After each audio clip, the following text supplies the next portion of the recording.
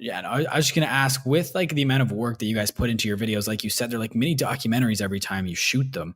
And then after producing 4 in 12 days, I was gonna ask if burnout has ever something you've experienced. Because I feel like over the last 12 to 18 months, we've seen quite a few stories pop up with creator burnout. So I was asking if that's something you guys have ever experienced, or if you've been fortunate enough to kind of avoid it. Yeah, that is something that's popped up a couple times within our journey. And the first time it popped up was when we finished those 4 videos, because it felt like such a crazy task that we had come from finishing. And we just had to take a break because it was very hectic past few 12 days, a week and a half. And it was a lot on us mentally, physically. And I mean, if you look at us back then, it was not it wasn't healthy for us to be putting in that much work without getting the amount of sleep and uh, time away from our laptops, I guess, that every human needs. So we did take a break, and we consider that break like our summer vacation. We came back with a video called Post or Be Forgotten, where we explained that idea of, if you don't post, you kind of get out of people's psyche. And then it's that kind of feeling that you kind of bring on yourself. And it's like Jonathan said, it's self-inflicted, and at the end of the day, people probably don't care as much as you care. But it can be scary when it feels like something that you've been building for a while, people don't care about anymore. Yeah, I mean, it's all under the theme of relevancy, wanting to feel relevant. But and part of that is self-inflicted, but yeah, again, part of that is a reality of the algorithm.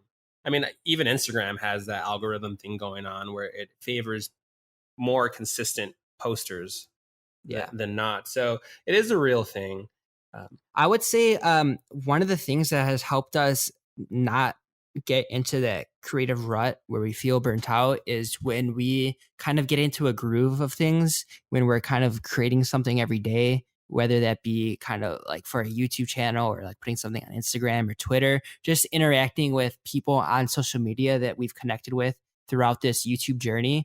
I think doing that, actually, one of the people that I've met via Twitter, his name is Patrick Tomaso. He created this mug specifically for me that says a creative activity a day keeps the depression away. And I got it because I feel like that resonates with me on such a deep level, because I know exactly what he means by that. That it's true. If you do something every day that can kind of keep your mind off like being lethargic and lazy, and you're kind of have your mind, at least if you're creative, in that creative space, I think it's really hard to fall into a burnout when you're doing something that you love every single day. And for me, coping with burnout has a lot to do with moderation. It's coming up with a good workflow, and that complements your life, your everyday life, and just getting into a groove with that. That's ultimately the way. You don't want to go. You don't want to work above your means. You need to know what you're capable of and be okay with when you don't deliver outside of that. For us, we had to just be okay with, oh, it looks like we're not going to post a video this week. Like, okay, we had to just be okay with that feeling. And ultimately, it just makes life a lot easier on yourself, when you aren't so hard on yourself. Yeah, I think one of the things that Jonathan and I tend to struggle with sometimes is when we get an idea for a video, it's like we'll go 110% at it. Like we'll edit it, we'll pull all nighters versus like maybe spending an hour a day every day editing.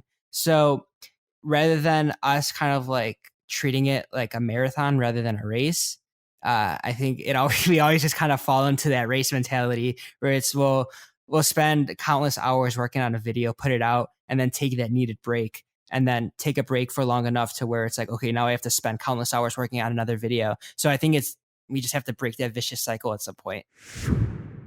We wanted to make something that was different. So it was a clear-cut case of us getting in our own heads, which when you're a YouTuber, or I'll even just say somebody who's trying to build an online whatever on whatever platform, you having observed ourselves in this journey, I realize that it's like a lot of self-inflicted anxiety that happens. People probably don't care as much as you do, but for you, you have this standard of what the quality of what you want to put out and like the consistency. And so there's this and YouTube is partly to blame, which is a great thing, really. I mean, it's the algorithm, you know, your overall presence and your you know, how much YouTube itself, the beast, the algorithm will promote you and get you on the homepages of other channels has a lot to do with how consistent you are. So that's why it's not encouraged to take hiatuses. You have to basically just create content, create content. So that was a case of us being in our own heads and realizing, well, we have to make something different than what Cody already put out, and we have to make it on brand with us. Um, and one more point I'll make about these videos that Nathan's are talking about, these 4 videos, is we do have a standard for what we want to put out. So these aren't simple videos. I mean, they take a lot of work on our end. They're basically mini docs. Every one of our videos is a mini documentary. And so when we finish one video, I mean, we need a little bit of a break. So to go back to back to back to creating 4 videos in 12 days with essentially 4 short films, I mean, we were a machine and we were not sleeping. That's like the kind of the gravity of that feeling. I don't know if this is advice, but it's something that I really think about a lot. And it's like, and it's that idea of the flaws that you see in others, or that are just projections of the insecurities you have in yourself. And I think that has really stuck with me, because it's something like, for example, when I'm at work, I'll like see a flaw in somebody and be like, oh man, like that's either a bad character flaw, or I don't really think that's a good trait to have in a person. And I kind of like start hating on that person, like not verbally, but in my head.